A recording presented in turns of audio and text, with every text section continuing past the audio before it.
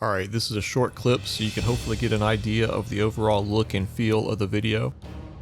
Grain is barely visible in most scenes, but however they achieve that, I couldn't really see any obvious signs of aggressive noise reduction. There's also scuffs and other defects throughout the movie, but there are some scenes that have been cleaned up, so at least some attempt was made.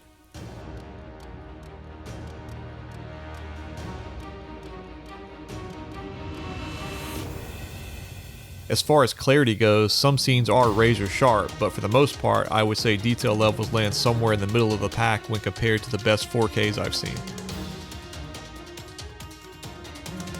Still, it's a huge upgrade over the horrible Blu-ray, which is almost unwatchable in my opinion.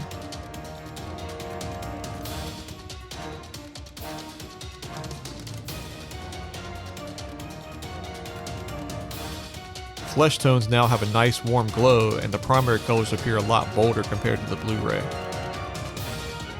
But everything still appears natural to me, and nothing really looks like it's been exaggerated too much.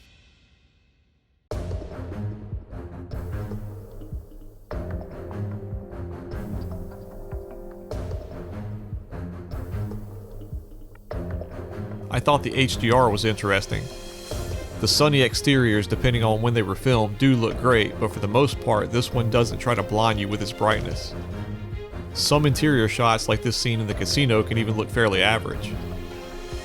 That said, there's still plenty happening above SDR levels, and contrast is great.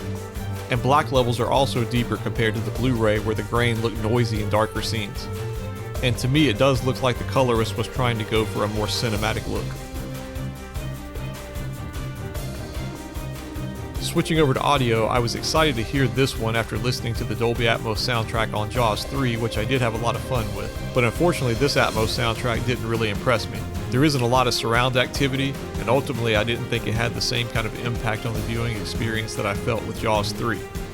And unfortunately, I fell into the trap of waiting for planes and boats and crashing waves to come out of the surround channels, but of course they never did.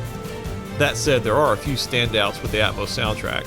A scene with rain placed above the listener and a few underwater sequences make some light use of overhead sound. For extras, the alternate ending from the Blu-ray release is included.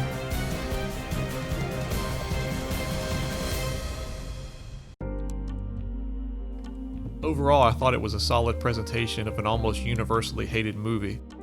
I've always enjoyed it because of Michael Caine and Mario Van Peebles. The picture quality is a huge upgrade over the horrible looking Blu-ray, but I didn't think that the new Dolby Atmos soundtrack really impacted the viewing experience enough, and some new extras might have sweetened the deal. So most people won't be interested in this one unless there's a significant price drop.